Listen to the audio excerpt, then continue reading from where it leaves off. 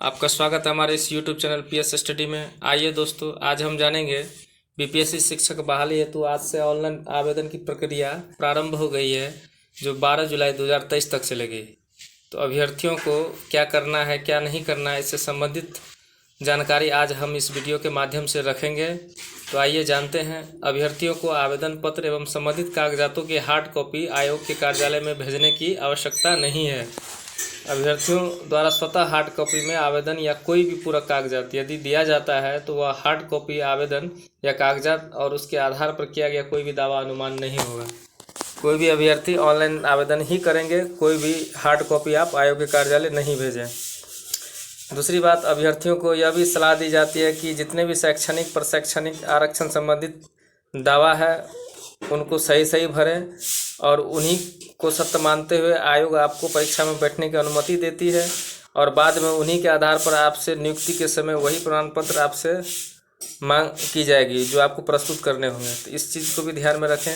हम जो दावा कर रहे हैं, जिस प्रमाण पत्र का उल्लेख कर रहे हैं, वही प्रमाण पत्र हम बाद में दिखलाएं, क्योंकि यहाँ पे एक बात है, शैक्षणिक प्रमाण पत्र में तो फेर बदल नहीं हो सकता है, लेकिन यहाँ पे आरक्षण संबंधी जैसे क्रीमी लेयर हो, जाति प्रमाण पत्र हो, ईडब्ल्यूएस हो, तो ये फेरबदल होने की संभावना रहती है। आवेदन करते समय पुराना रहता है और उस समय प्रस्तुत करते समय आप नया दिखलाएंगे तो उसमें डिफरेंस हो जाता है।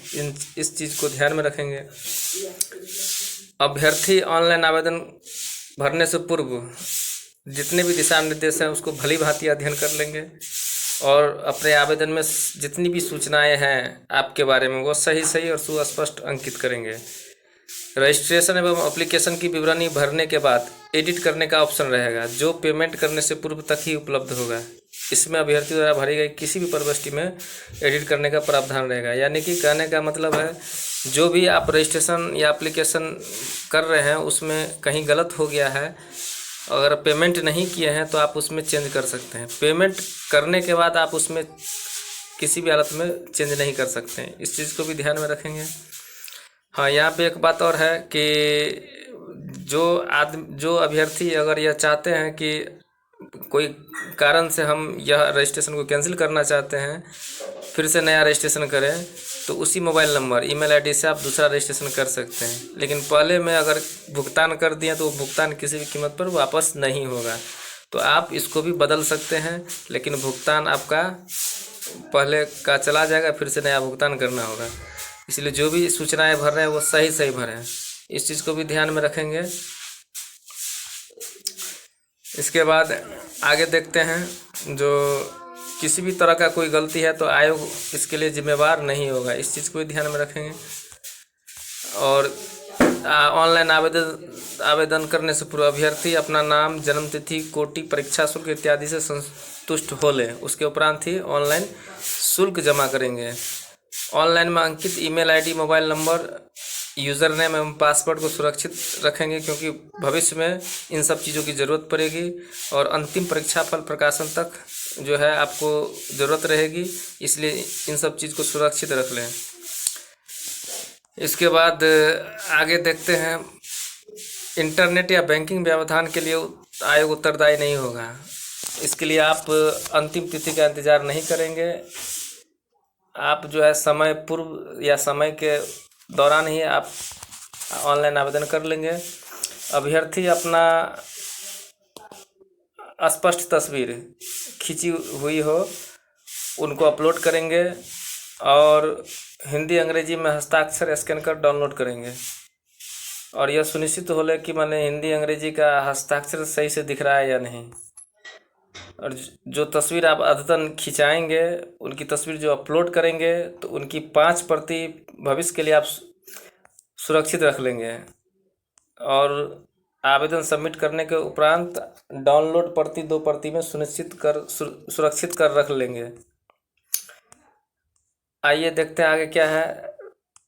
बेंचमार्क दिव्यांग अभ्यर्थियों को श्रुति लेख का दावा करने की स्थिति में ऑनलाइन आवेदन करते समय एक कॉलम अंकित है, श्रुति लेखक की आवश्यकता है या नहीं। उसको आप अगर ज़रूरत है तो यस करेंगे, तभी आपको परीक्षा हॉल में श्रुति लेखक उपलब्ध कराया जाएगा।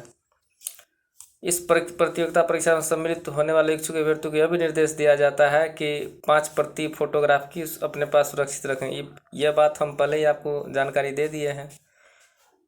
सबमिट किए हुए आवेदन की डाउनलोड 2 प्रति और 5 अद्यतन photograph, mobile number, registration, user ID, password, ये सारा चीज़ आप भविष्य के लिए सुरक्षित रखेंगे। कभी भी आयोग द्वारा मांगे जाने पर प्रस्तुत करना होगा।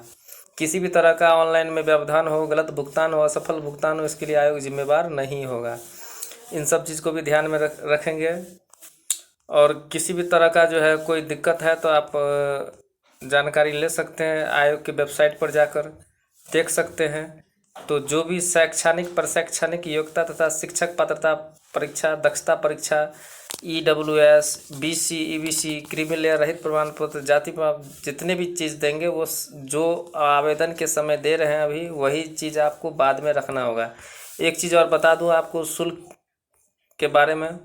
शुल्क जो है सभी अभ्यर्थियों के लिए 750 रुपया रखा गया है। अनुसूचित जाति जनजाति, सभी कोटि की महिला, दिव्यांग अभ्यर्थी जो 40% से ऊपर दिव्यांगता है उनके लिए मात्र 200 रुपया है। बाद बाकी समान अभ्यर्थी BC, EBC पुरुष वर्ग के लिए 750 रुपया है। इसके साथ ही बायोमेट्रिक फ़ी के रूप में 200 रुपया लिया जाएगा। इस चीज़ को ध्यान में रखिए। यहाँ पे एक बात लिख दिया है नोट में, वैसे अभ्यर्थी जिनके द्वारा ऑनलाइन आवेदन में पहचान पत्र के रूप में अपना आधार संख्या अंकित किया जाता है उन्हें बायोमेट्रिक फ़ी के रूप में 200 रुपया अतिरिक्त शुल्क प्रति पद का भुगतान नहीं करना होगा। यानी कि इस चीज़ को ध्यान रखिए कि अगर आप आवेदन में आधार नंबर भरते हैं और उसकी प्रति डाउनलोड कर देते हैं, अपलोड कर देते हैं, तो आपको बायोमेट्रिक फ़ी के रूप में 200 रुपया नहीं लगेगा, क्योंकि ये आधार नंबर से आपका वेरिफिकेशन होता है। अगर आप आधार नंबर नहीं डालते हैं तो इनके लिए भी आपको 200 रुपया भुगतान करना होगा। इस चीज़ को भी ध्यान में रखिए।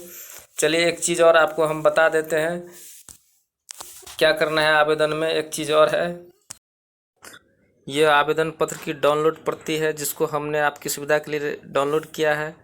इसके तहत आप रजिस्ट्रेशन करेंगे। फर्स्ट कॉलम में आप कैंडिडेट्स फर्स्ट नेम है, सेकंड में मिडिल नेम है, थर्ड में लास्ट नेम है। जैसे किसी का नाम राज मोहन प्रसाद है तो फर्स्ट में राज, दूसरा में मोहन, तीसरा में प्रसाद डालेंगे। इस तरीके से आप इस कॉलम को भरेंगे। इसके बाद फादर्स नेम है, फिर हस्बैंड्स नेम है, विवाहित महिलाओं के लिए ये कॉलम है। फिर इसके बाद मदर्स नेम है। यहाँ पे देखिए आधार नंबर दिया गया है, इस कॉलम में आप आधार नंबर डालेंगे। फिर उसके बाद उसकी अपलोड प्रति इसमें डालेंगे तो आपको बायोमेट्रिक फ़ी के रूप में 200 रुपया नहीं लगेगा। बाकी पैन कार्ड या ड्राइविंग लाइसेंस डालते हैं तो हो सकता है 200 रुपया बायोमेट्रिक फ़ी के रूप में आपसे ले ले। इसके बाद ये सारे कॉलम हैं, इन सभी को आप टिक करेंगे जिस कोटि में आप आते हैं। इसके बाद जो मेनली बात है यहाँ पे, जैसे यहाँ पे देखिए पंचायती राज संस्था, नगर निकाय संस्था है तो यहाँ पे यस टिक करेंगे। यहाँ पे मुख्य बात ये है, ये 3 कॉलम है। पहला कॉलम ट्रेनिंग के लिए है। आपके पास कोई भी ट्रेनिंग हो, चाहे B.Ed हो, M.Ed हो, B.Ed M.Ed हो या D.L.Ed हो या अदर कोई ट्रेनिंग सर्टिफिकेट है तो पहले कॉलम को टिक करेंगे। दूसरा कॉलम में केवल कंप्यूटर विज्ञान के अभ्यर्थी इस कॉलम को टिक करेंगे जो कि वो B.Ed धारी नहीं है और उसमें भी उच्चतर माध्यमिक के लिए। तीसरा कॉलम संगीत विषय के अभ्यर्थियों के लिए है, वो भी B.Ed धारी नहीं है और वो भी 11th-12th के लिए है। यानी कि पहला कॉलम ट्रेनिंग वालों के लिए, दूसरा कॉलम केवल कंप्यूटर विज्ञान के अभ्यर्थी जो 11th-12th के लिए अप्लाई करेंगे और B.Ed नहीं है। तीसरा कॉलम केवल संगीत विषय के अभ्यर्थी जो B.Ed नहीं है वही आवेदन करेंगे 11th-12th के लिए तीसरे कॉलम में। तो इसी के साथ ही अगर कोई क्वेरी हो तो आप हमें बता सकते हैं। हम आज की वीडियो को समाप्त करते हैं। अगर हमारा वीडियो अच्छा लगे तो लाइक कीजिएगा, शेयर कीजिएगा और हमारे इस चैनल को सब्सक्राइब कीजिएगा। कोई भी अगर क्वेरी हो तो हमारे कमेंट सेक्शन में आकर लिख सकते हैं। धन्यवाद।